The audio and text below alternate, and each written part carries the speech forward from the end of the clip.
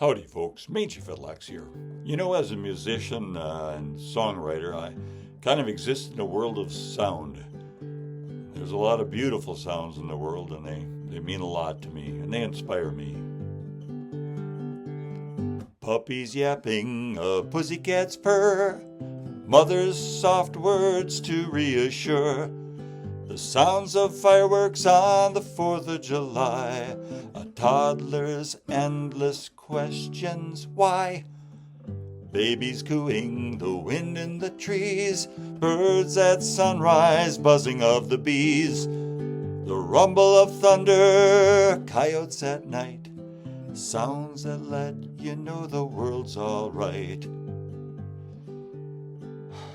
A carnival barker, an umpire's yell, the overture to William Tell, a woodpecker knocking on a tree, the sound of waves out on the sea, a coffee percolator's perk, the sound of carpenters at work, a marching band in a parade. We're blessed when sounds like these are made. The world is full of lovely sounds each day.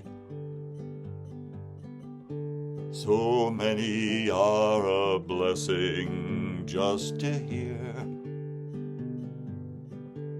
Then Trump's voice on the radio will play. It's like a dental drill shoved in your ear. The world is wondrous and life is brief. We should not seek to foment grief. If you are given any choice, just save your ears, avoid Donald's voice.